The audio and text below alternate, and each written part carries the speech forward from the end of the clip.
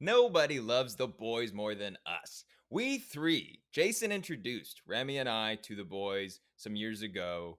Uh, Absolutely hooked. 7 minutes into the first episode. It has been my favorite show on TV since I've seen the show. And it has flown so high and been so amazing, and so many amazing characters, set pieces, memorable lines, hilarious commentary, and parody of all things Americana culture. And season 4 is here, and I'm afraid to say it has started with very much making me apprehensive as to where this show is going. It seems like all of the issues, the slight issues from seasons 1 to 3 that have kind of just been there simmering, I think, unfortunately, may have now turned the show into something that it is almost a parody of itself, perhaps. But we shall see. Remy, Jason, we've all seen the beginning of the show. Jason, you, the paragon of positivity. When I initially texted you, you said you loved the first 2 episodes, and then you watched another episode. What's your current state of mind about the boys?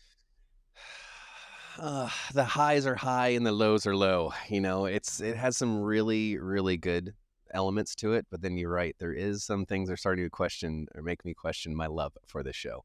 I think it's just certain characters. I think we have grown out of the usefulness of some of these characters in this cast does not need to be there anymore. We're holding on to some of them, I think, is like the biggest part. And holy shit, don't get me started on Ryan. That kid ruins every fucking scene that he's in that show, man. Every time he's in there, I'm like, oh, the kid Starr that we're still in the show because we can't recast him because it'd be too jarring to the audience or something.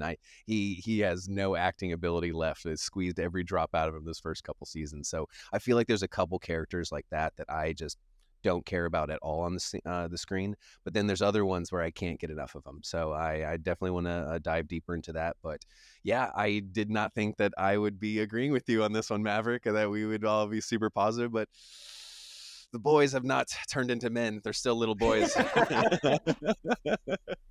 Yeah, I really love those first 3 seasons. I think they have some of the best moments of any TV show I've ever watched in them. And this season, for a season 4, it feels like a season 7. It's like just with a bunch of throwaway stories that aren't interesting or compelling before like the ultimate season finale. But this is 4th season. It shouldn't be like that. The tension should be mounting. There's a sense of tension in every season of The Boys where it's building, and each season feels like there's so much at stake that you're like, how could this possibly go on? And then this season feels like they really let their foot off the gas, and everything that's happening, I just don't care. Because when you open it with like a plot assassination attempt on Newman, they point blank shoot her in the head and she's fine. That feels like something that you should have saved for the end of the season, where it's building and it's like, okay, they finally got their moment. They shoot her in the head and it's like, oh, fuck, she's actually invincible. Like, fuck, like everything is yet like we lost. Or you get that sense of like failure. But then they shoot her to do it right at the beginning. It just sets the stage like, oh, okay, it doesn't really matter what happens to her for the rest of the season. It is weird. And all the storylines are so off and like thrown in, and so many storylines that aren't a part of the previous 3 seasons at all. It's really weird. I don't know. I don't understand exactly. I'm glad that this show's only going 5 seasons because that's a good amount to end on. But I'm very confused at the direction of this season. I think the term they say is lots of plates spinning.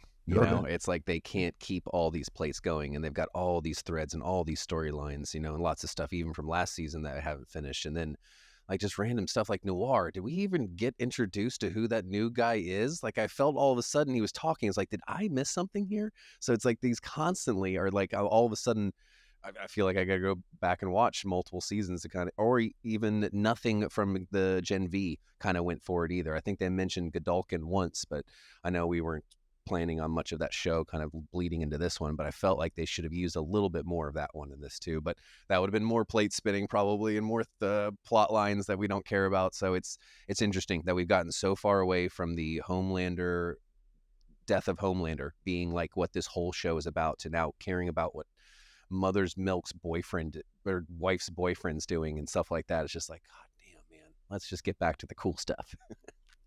The season 1 is just immediately it sets up Huey on this crazy journey with Butcher, and the goal is to take down the Supes, take down Homelander. That is clearly the mission of the whole series, is dependent on that.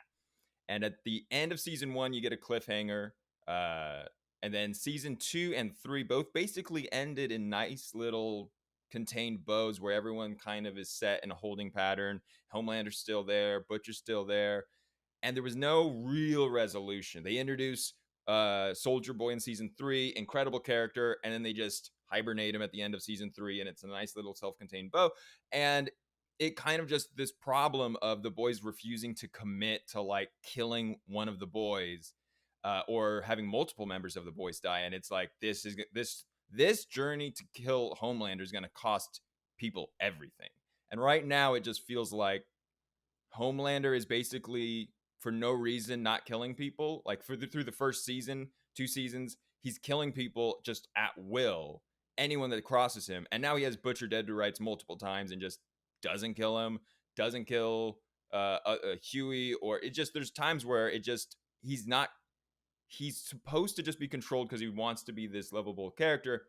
And that's where this season really goes heavy head first into the Trumpers versus the the Antifa members, the Starlights and the Homelanders.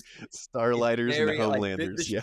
The show has done parody incredibly well, I think, for most of the first 3 seasons. Yeah, it does get heavy-handed at times, but generally they make lots of fun of the right, lots of fun of Christianity, lots of fun of corporate grifting towards like pretending they care about LGBTQ people or minorities, and really it's just about money. So they did a great job of through the first 3 seasons of doing that. But with this season, the first 3 episodes, man, they really hate the right.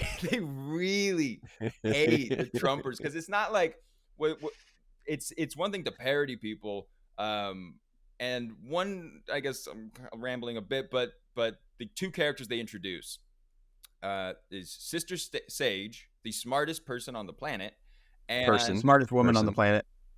Person, Remy, say it. And Firecracker, who is my god, I love me some Firecracker. She's an OnlyFans version of Stormfront. Yeah. Dude, she's probably the best character they introduced this season so far. I mean, the stuff that comes out of her mouth and the accent that she has while she's saying it, it's just like, oh my god, it could be better. That's like guns, babies, Jesus or something. When she's doing the Wayfair one, you can order a hot dog and get a boy. I lost it. Like that's what's helping me out with this season, is how good that Satire is, and how I've been reading the comments and stuff online too. It's like, I can't believe they're making fun of that on there. It's like, do you not know what the show is about and really what this direction the show was going? It was to ultimately make fun of this. I feel like this is what it was all set up. And what blows my mind even more though about this whole the political part of it is based on a graphic novel that was written 10 years ago, probably, maybe a little less. Probably. And then this filming probably 2 years ago, or maybe within that time frame, and for it to be landing like right now when there is so much stuff going on with the trial stuff and things, even with Trump and then the Homelander trial and stuff, I was like, wow, they really have their like fingers on the pulse, almost like South Park style, where they're creating stuff that week, so it's so relevant. So hats off to them by staying so relevant with this show. But they need to focus on that more, and not what Frenchie's doing or what Mother's Milk is getting up to. It's or like Huey's fucking mom, bro. The latest storyline of the fucking show, and that's saying something. Huey's mom, it's like this big mystery of like, or not big mystery, but it's just this like offhand thing. Like, yeah, Huey's mom leaves when he's young and just never comes back, goes out for cigarettes, never comes back. And then the reveal is that, oh, she had postpartum depression. Oh, I was so depressed. I almost killed myself. I just had to leave. I tried to call, but your father wouldn't let me. I could give two fucks. Huey's like 30.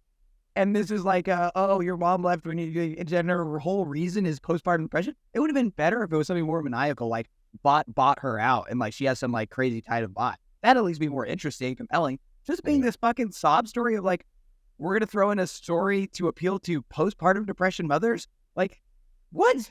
What the fuck? I'm hoping the twist is that she has some sort of powers, that she is going to either use her powers at some point to help them or heal someone or do something. That's the only saving grace for that thread. I don't think she's has powers as much as I think if she's a sleeper cell agent, if she's just there nefariously, that would make sense. I don't think it's postpartum depression. I think it's just depression because he's 6. So I don't think it's that. I don't think they ever say it's postpartum. But what I will say is that, and perhaps this is controversial, because depression is a real thing that affects people, and it's horrible. And people that seemingly have everything can do terrible things to themselves or other people, because it can be a genetic problem or a environmental problem or whatever it might be. It's a real issue. But if you abandon your 6-year-old and don't show up again till he's in his 30s, you are a garbage human. I hate you. And you do not deserve any type of weird manufactured storyline of, oh no, and they're playing it like, oh no, Huey's now like he feels for his mom. No. Like, again, if it's setting up that she's this just ruthless bitch, I'm all in. But if this is we don't have anything for Huey, so here's his mom back in the picture. Then at some point he's gonna have to make a choice, to save his mom that he doesn't like. If it's some bullshit like that, I'm just so out of this storyline. And then the Frenchie storyline makes no sense because, first of all, they didn't set up the idea that this guy is bisexual. And even if they did, it could have been a chick that he's banging. This is such a stupid storyline. The fact that out of nowhere, he's just going to hook up with a guy from his past, and we keep having to go... What? And then it's also that not only is just a random guy that he's hooking up with from his past, but he killed his family. And it's just this huge manufactured fucking soap opera storyline of just like, we're going to bring this guy in he's going to start hooking up with. And it just so happens that he murdered his whole family. Oh, we're going to have to dig into Frenchie's past. Fuck that, dude. It should have been, it's Frenchie and Kimiko the whole fucking time. Everybody who watches this show is supporting the relationship of Frenchie and Kimiko through seasons 1, 2, and 3. And then at the end of season 3, they just fucking trash it by having them kiss. And then Kimiko says something stupid like, oh, it felt like I was kissing my brother, or I felt like I was kissing my family. She pulled the Princess Leia line and says like, oh, I thought, like, no, we're not in love. I just love you like family. What? That's so fucking weird. You set it up like it's a romance the whole time, and then you just like, Kimiko just feels like it's why? Why can't they just be in a relationship? Oh, it's so late. It's the only relationship in the show worth caring about. Yeah, it's frustrating, especially when you like those two characters together when they're not. But that's the whole I don't know, Friends like kind of thing where they want to keep that tension, within the show of are they gonna ever hook up? Well, now it's really weird because she said it was like family, so you can't go back. Yeah, and then she does say at one point she's like, I love you, but I'll never love you like that or something. I think in the second episode or something. So, but yeah, we were so done with Frenchie's storylines. We wrapped up his past. We did all that. I mean, I would like to know more about Kimiko's past, because now we're getting that little like she sees the pictures of the children being like, I don't know, taken or something like that at the convention, and she gets some flashbacks to her past. And it was like, I don't think we know much about her past and stuff. And like, yes, let's go on that. Fuck Frenchie. Fuck Mother's Milk. Fuck Starlight, man. She looks weird. Okay. Okay. I know no, Jason, she looks. Jason. Okay. She came out and said she hasn't had any work done whatsoever. That's all I need to hear. Shut up. She did not. She is like, it's sunken media. Eyes. Remy, if you can find an article, because she said that she was going to abandon social media because people were being like, you got a lot of work done. And she's like, no, I haven't. So yes, please post the article headline here because I don't Gladly. want I'll to put misrepresent before and her. after pictures in an article and the whole thing. It's Yes, so weird. but Well, and also before and afters of Mother Milk, he looked, I thought that was a different actor this season, That but was he just weird lost a too. shit ton of weight. Yeah. And then just no beard, right? That's the real factor, is he had a full beard for the first 3 seasons. And he now it's probably just got like a role on it something else, and he had to shave. Yeah. It's like those 2 characters I had to like be like, what's going on here? I know. And, but yeah, Starlight, fuck out of here. Starlight and Ryan getting the fuck off every single scene. Get out of here. It's funny because Starlight really is the actual version in the show of Queen Maeve, where in the season 1 she just looks like the naive, like goody 2-shoe girl, and she just looks. It just doesn't work for the character. Like if she was a different character and she got work done, then it'd be like, okay, but like we're supposed to pretend that the girl that's like innocent and all about good stuff has been, oh yeah, while I'm saving the world and while I'm dealing with Vought, let me go get my nose and my cheeks. And it's just like, it doesn't work. My eyes are telling me this doesn't work. There's an uncanny valley thing happening. Yeah. She can't even properly emote anymore. She's immediately into that range where she does because her lips are so out now, she can't fully close them. So she'll just talk and she'll make really concerned expressions. But it's like, she can't. It's just so fucking weird, dude. If she looked like that in the beginning, you could probably get around it. But it's just like, how old is she? She's like, is she even 30? Probably now she's probably around 30. Probably, right? 30. But yeah, she's like, you went from like just a regular pretty girl.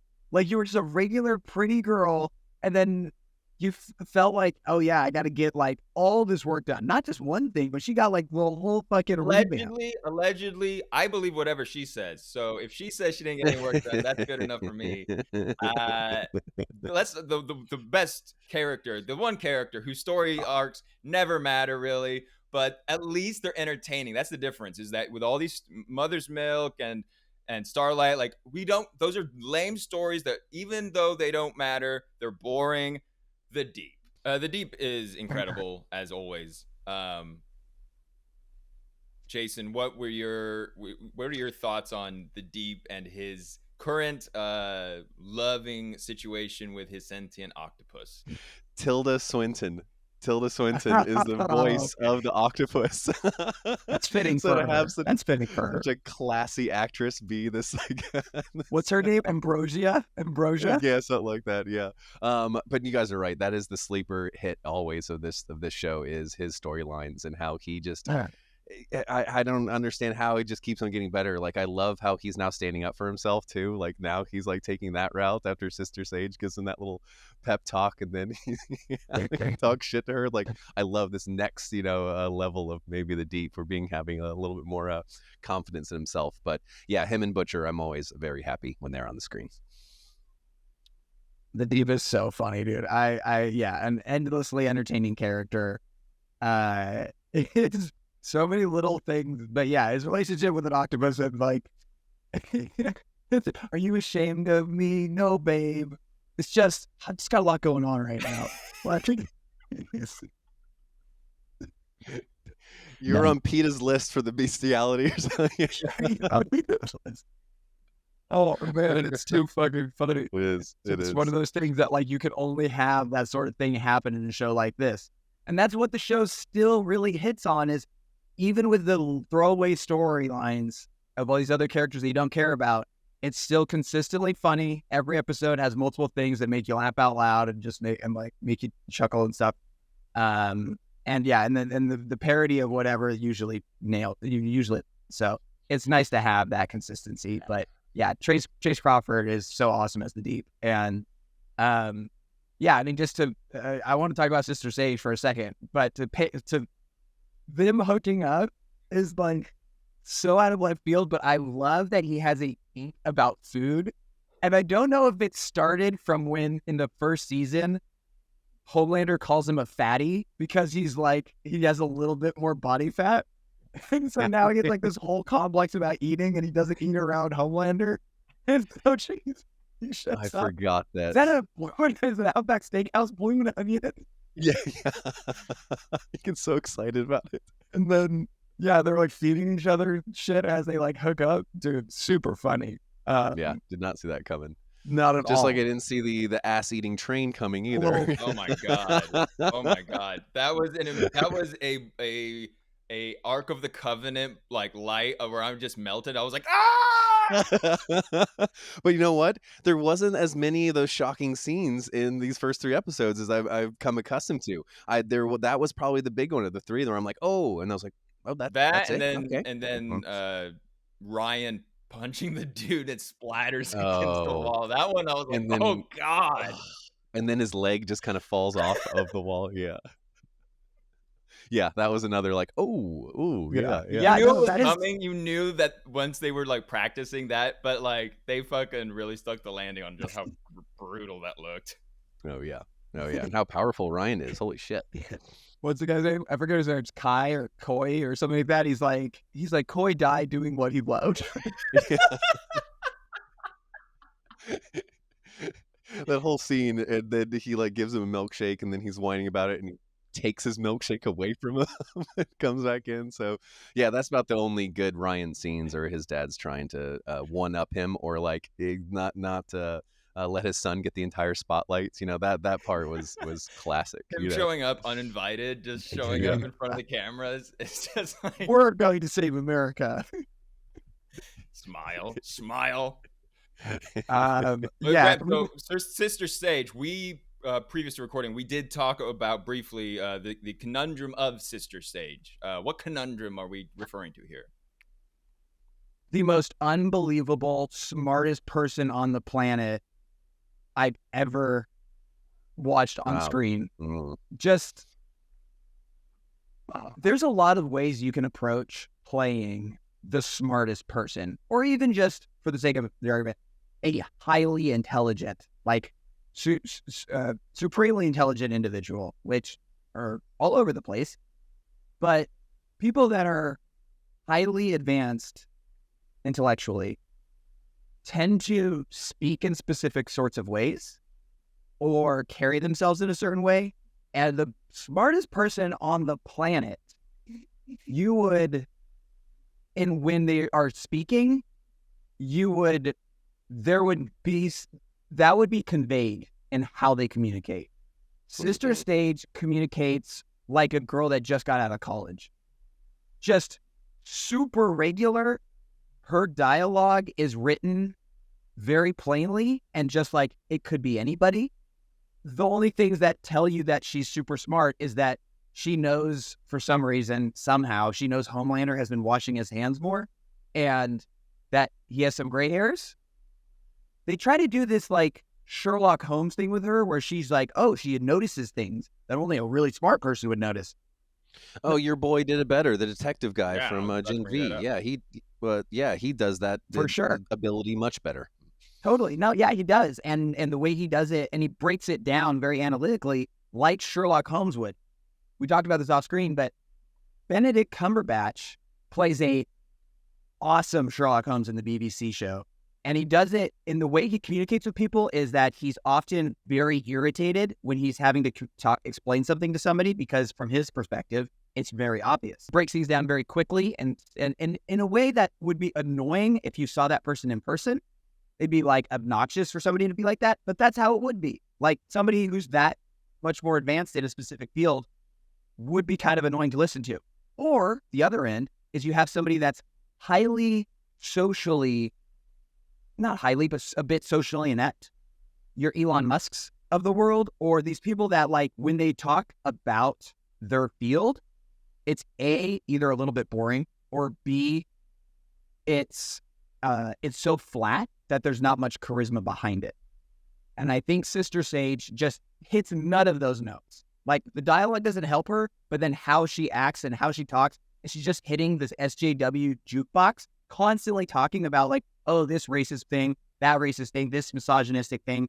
And I'm just like, I don't think the world's smartest person would be like hitting those popular social notes. Like none of it feels believable. None of it. Yeah, we talked about this previously, but if you're comparing her to, the way I think of it is that smart people, like pop culture smart people, for me, when I hear them talk about something or see them talk, A lot of times I'm like, wow, I'm really stupid. Because yeah, it's like Elon Musk is a very socially awkward guy, but when he's talking about AI or humanity, despite all his faults, when he's talking about certain things, I'm just like, Jesus, like my brain is operating on like a primordial level compared to this guy. Like this guy's running multiple companies and he's thinking about the future and all these things, or a Neil deGrasse Tyson type that even if he's not right about everything, he's clearly highly intelligent, very well read, and can explain things of different fields in a way that someone like me can understand, but I can still understand like this guy's really fucking smart. And yeah, Sister Sage, and don't think it's the actress as much as it's the writing. And I looked up. Now it's a weird writing thing with the boys because a lot of times there's writers' rooms where there's 5 writers in a room and a showrunner, and everyone's just racking their brains on like, what storylines are we focusing on? How is this character coming off? What are we doing here? But with this show, Eric Kripke, who was the showrunner for Supernatural, he's now the showrunner he's been the showrunner for The Boys. He is accredited in all episodes as the creator or show or developed by / creator. And then he typically works with one writer. At least with this season, it's been one writer.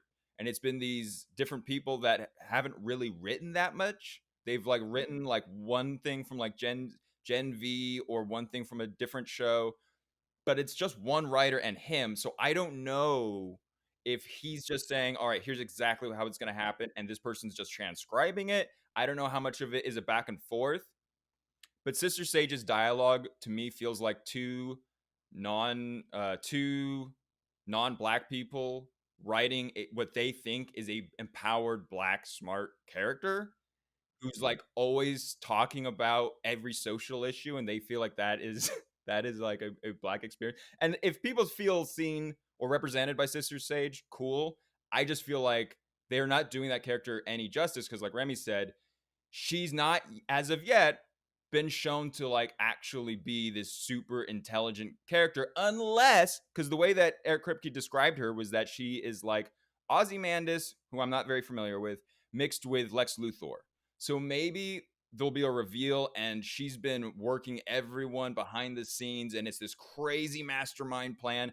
But the fact that the whole sequence was handled so poorly, where she goes to the MAGA convention and she's getting tailed by Mother's Milk, and then it's just like, oh yes, I knew you were following me, and now I have gun guards to take. Like, it was so basic and plain. And the fact that Mother's Milk was so stupid to not think that the smartest person on the planet might have like an idea that you, the big black dude amongst all of these rednecks, is going to stand out as he tails her. Like, it was so dumb. And again, I just feel like the writing really is not doing Sister Sage justice. And I do feel like the actress is competent enough. They just need to give her better ways of expressing her intelligence.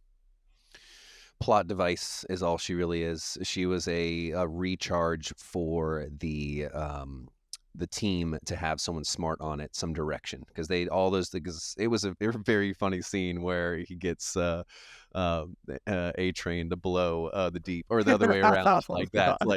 Like that just showed you the level of what everyone's at around him, and then that he needed to bring someone on that could actually like contribute or challenge. So I enjoy that that's what they were doing, but yeah, the motivation. Just because you smell like Taco Bell and loneliness that's why you're gonna leave your room. Like the fact that he motivates her entirely by your skills are going to be wasted in this room, and that you should go with me and do it.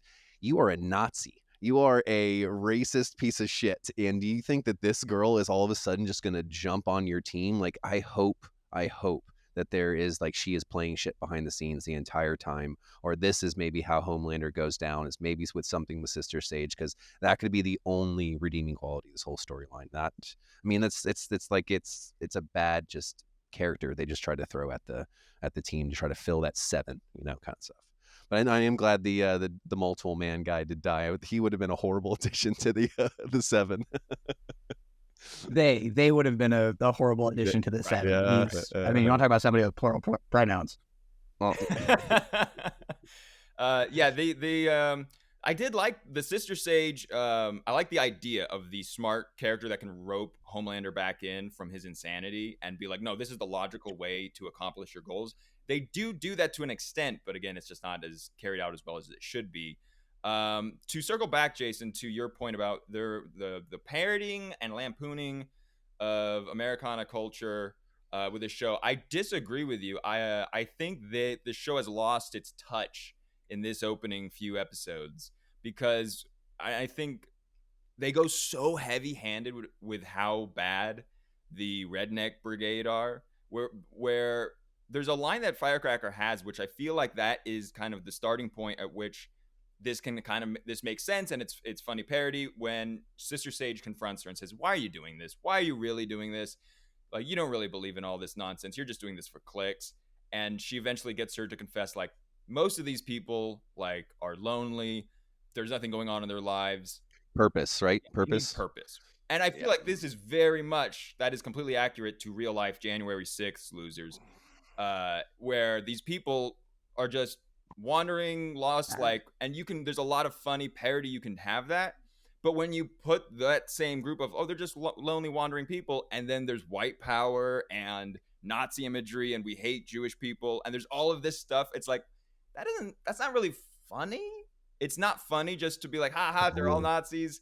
It's like, it feels like they've crossed the line into more propaganda than parody at this point. Whereas it was really effective and funny when in the previous season when Butcher goes to that gun convention and he goes and the security guard checks him and he's like waving the wand or checking for guns and he's like, "Do you have a gun on you?" And he like shows that he has a gun and he's like, "Nice piece." And that's like a better and lets him right through. That's a better, funnier commentary on gun culture in America and like the state of where we are as a society than just being like, all these people that we don't like are all a bunch of Nazi white power people. And it's lost kind of the parody effect for me.